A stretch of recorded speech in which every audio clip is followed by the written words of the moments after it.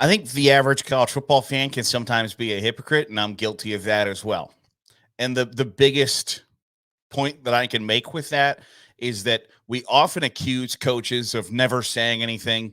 All they do is just give coach speak that's just word salad, mumbo jumbo, corporate buzzwords that sound like they're saying something that they never do.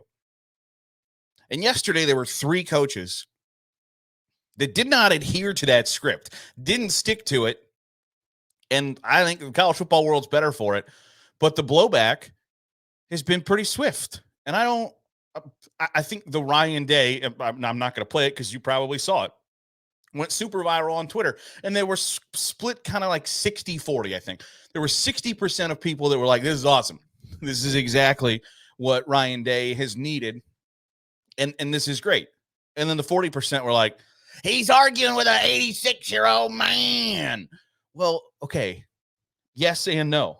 That 86-year-old man, and I had a great conversation with a very dear friend of mine who disagreed vehemently that Ryan Day basically made an ass out of himself. And I disagree. I think it's good for the sport. It's good for his program. And if somebody, there's not a more disrespectful thing you can call a football team, player, coach, program, whatever, than soft. Soft is worse than calling somebody a cheater, because that's questioning your manhood. That's questioning your integrity. That's basically implying that you are weak.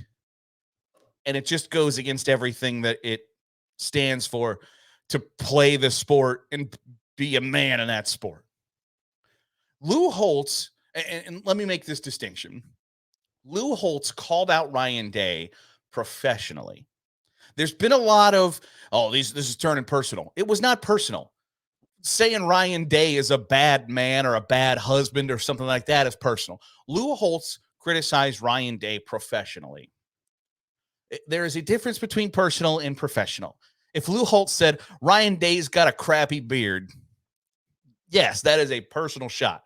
Lou Holtz saying Ohio State loses because Ryan Day coaches soft teams is professional criticism. And I think it is important to define those two things. But it is undeniable that Lou Holtz criticized Ryan Day professionally more so than the players. And I know Ryan Day spent the majority of his post-game interview on the field with NBC and in the post-game press conference saying, people have questioned our players. I don't know that people question the players as much as people question you personally, professionally. And Ryan Day turned it into hey, people think you're soft, and used it for motivation for his team. I think there were some aspects of Lou Holtz's criticism that were fair and valid. Ohio State has lost to Clemson. They've lost to Georgia. They've lost to Michigan on the sport's biggest stages. That is absolutely 100% fact. Ohio State lost to Alabama in the national championship game. Ohio State lost to Alabama in the national championship game because Alabama was a significantly better team than they were. Ohio State lost to Clemson. Georgia doesn't leave that game last year in the college football playoff semifinals and think, man, them MFers were soft. It just doesn't. That's not true, and it's not the case. So Ryan Day defended himself from criticism. Now, the argument is that Lou Holtz is an 86-year-old man. Hell, he might have Alzheimer's and don't even know what he's saying. Yes, he does know what he's saying. Now, Lou Holtz is an ultimate Notre Dame homer, and that's okay. But he called out Ryan Day professionally with criticism that Ryan Day didn't feel was valid. So why, on one hand, is it okay for Lou Holtz to say whatever he'd like, but then it's not okay for Ryan Day to respond? That doesn't make any sense. The college football world is better today because Ryan Day had that reaction, because he didn't just meet with NBC after a thrilling 17-14 victory and go, yeah, we're really proud of our program. Guys really fought through some adversity there in the fourth quarter, and we came out with a win. All the respect to Notre Dame. It's a well-coached football team. It's a hell of a lot more interesting when he says, I want to know where Lou Holtz is right now, Because that's a normal person response. That is a normal thing for somebody who feels that they've been disrespected. That is the normal attitude to have. That's real life. And real life is a hell of a lot more interesting than the idea of like, he's got to be a CEO, even keel at all times. He can't ever show any emotion whatsoever. No, to hell with that. To hell with it. That game is more interesting, and college football is more interesting today because of the reaction that Ryan Day had. And for you to have any other reaction than this is bleeping awesome is ridiculous and hypocritical. But he's not the only one. The idea that Dan Lanning at Oregon, he made it personal with Deion. No, he didn't. All he did was motivate his team. And I hate to break it to anybody who took offense to that. That first of all, that's not the first time that somebody's talked that way about Colorado this college football season. I guarantee you, that's just the first time you've seen it. And kudos to Dan Lanning for not being afraid to let the cameras in the locker room to showcase hey, I'm going to run this guy down because they want to play with pomp and circumstance and flash, and the game's not going to be played on Hollywood. It's going to be played on this grass. And you know what? They backed it up. Nobody cares about how much trash talking, how arrogant, how much hubris you have if you can back it up. And Oregon backed it up pretty strongly. And the idea that somehow, could Deion Sanders take that as disrespectful? Sure. Certainly. But it's not personal. Deion Sanders has said things about other programs, other players, other coaches to fire his guys up, and it was okay. And going back to Deion Sanders, Ryan Day is now guilty of doing the same thing that Deion Sanders has been hyped up for the last month. All Deion Sanders has done is called out members of the media, talked about how anything that any slight anybody has used against them, well, that's disrespectful. They made it personal now. No, they didn't. But he used that for motivation for his players. And if Ryan Day wants to tell his players, the national perception of you guys is that you're soft and you're not physical. One, he's telling the truth. That is the national perception of Ohio State. And frankly, I don't know that they've got a whole lot to hang their hat on, except for they won and Notre Dame lost. Because Ohio State wasn't overly physical in that game. They didn't run the ground and pound. They were one Notre Dame play away where they had 10 guys on the field away from the perception being you failed on short yardage, and on 4th and 1 on the game's most pivotal play, you handed the ball off to a wide receiver. And the game-winning play is scored when 3 guys were blocking 2 because there wasn't a defensive lineman where he was supposed to be, and the running back still barely got into the end zone. So I don't know that Ohio State did much to dispel the notion that they're not physical and that they're soft, other than win the football game. Now, that's the most important thing, is to go on the road against a really tough opponent and win. And that matters. But it wasn't some feat of physicality that won them the game. If anything, it was Notre Dame's ineptitude down the stretch that won them the game. Now, there are positives for Ohio State on a final drive. Kyle McCord, there was talk of he's going to get a lot of confidence from this. I think he showed he's got a lot of confidence. But Ryan Day and Ohio State didn't dispel this notion that they're not physical enough. That was a dress rehearsal for a game against Michigan in 2 months. That I'm guessing when they go back and watch the film doesn't instill them with a ton of faith that they're going to handle another really great offensive line and better, just as good, maybe better running back stable from Michigan. This is the Daily Huddle on Saturday Glory. I'm Garrett Searight. Thanks for making us a part of your day, however it is, wherever it is you're doing so. Certainly appreciate it. If you are watching on YouTube, hit the subscribe button, give the video a thumbs up. It goes a long way in helping out the channel. Also, If you are listening on the podcast, drop a 5-star review. We'll read them here on the show. But Ryan Day wasn't the only coach that got honked off. The story of this Saturday was honked off coaches, was angry guys. Ryan Day, upset, fiery and passionate. Dan Lanning at Oregon, fiery and passionate.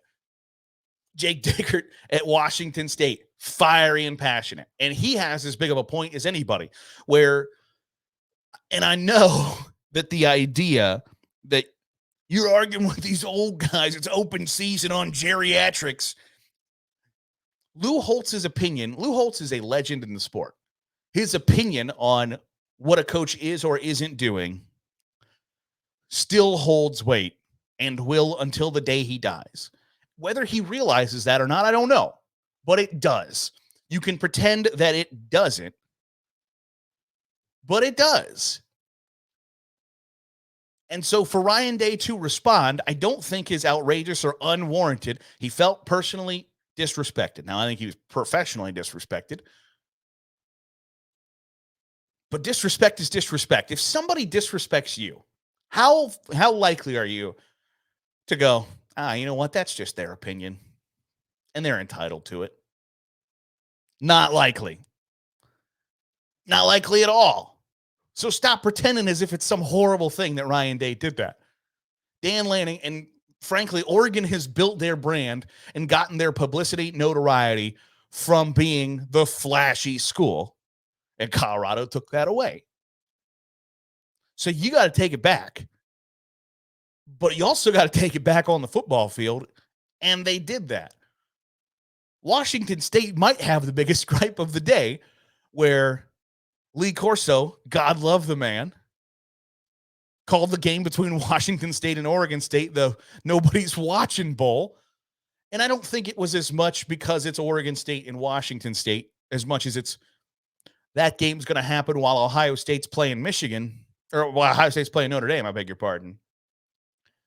Yeah, there's going to be a lot of eyeballs on Ohio State, Notre Dame, and not Oregon State, Washington. It still was a really fun game. It was an exciting, back and forth, awesome Pac-12 game that somebody had to win and somebody had to lose. And Washington State got a big win. It's a big deal. It just so happened that it took place during the second or third biggest game of the college football season so far this year. And that's not their fault. It's just, are the eyeballs going to be on number 14 versus number 21? Or are they going to be on number 6 versus number 9? And number 6 versus number 9 are two of the storied programs in college football history. And number 14 versus number 21 is the two schools who got left, the two schools that now run the zombified corpse of the Pac-12. Is it disrespectful? Yeah, it is. It is. It's undeniably disrespectful, but it's also the truth. The television figures of Oregon State, Washington State will pale in comparison to Ohio State, Notre Dame. It's just the truth. But Jake Dickert had reason to be angry, had reason to be feel disrespected because Washington State has spent the majority of the last 3 months being disrespected. They saw their in-conference disintegrate in front of their eyes, and they in Oregon State are the ones left holding the bag. So they're already going to have a chip on their shoulder. And then somebody that works for the network that, frankly, killed their conference, worked in conjunction with Fox Sports to kill their conference. Somebody on that network then says, well, nobody's going to watch it anyway. You're right. You should feel disrespected. And similarly to Lou Holtz, Lee Corso is a little old man on TV just saying what he believes. But like Lou Holtz, Lee Corso's opinion matters. It holds weight because there is not a coach in America who doesn't want to be respected by Lou Holtz and Lee Corso. That's just the reality of the situation. Whether you believe or trust or put a lot of stock in anything those guys say, Lou Holtz is a legend in the college football coaching profession, and Lee Corso is a legend in the college football media world. You want to have the respect of those guys. And when they say things that come across as disrespectful, the idea that these coaches are then in turn supposed to go like, oh, that's just your opinion, and that's fine. You're entitled to that. Real people don't react that way. And so to see Jake Dickert and Dan Lanning and Ryan Day react like real people is refreshing and should be encouraged, because you can't believe that these college football coaches are boring. Nobody ever says anything. All they ever do is give their coach speak, and it's stupid, and I hate it. And then the second somebody goes off script, you think, well, that's kind of tacky. That's classless. It can't be both. It cannot be both. I'm somebody who believes that in a lot of situations, in most situations, that sometimes it can be both. In this situation, it cannot. It cannot be that these guys are boring and shallow, and all they're doing is talking to the media because they have to. And then the second somebody tells you how they really feel or lets you in to see how things really go in the locker room before a really big game, your immediate reaction then can't be, well, that's personal. That's disrespectful. You're classless. It can't be both. So I encourage you to get on the side of this is awesome. And you know why? Because it's awesome. College football is better for it. Do I think we'll ever see Ryan Day do that again? Probably not. Unless Jim Harbaugh keeps talking about him and they put a whooping on Michigan. I don't think you'll see that from him. You might see that some more from Dan Lanning. You might see that some more from Jake Dickert. I hope you see it some more from everybody. I like seeing Nick Saban open up a little bit. I like Lane Kiffin saying that it looks like Alabama's got a new defensive coordinator and they're not telling you, or planting the seed that, he really appreciates competing against Nick Saban, because that might have been the last time. The sport is better for it. And I hope that you can come around to join me on this side of the fence. That'll do it for today's edition of the Daily Huddle. Got another big Saturday of college football coming up. Looking forward to chatting all week with you about it here on Saturday Glory in the Daily Huddle. Again, if you're watching on YouTube, give us a thumbs up. Hit the subscribe button. Really helps the channel. If you're listening on the podcast, give a 5-star review. That's how you can help as well. We'll catch you next time here on the Daily Huddle.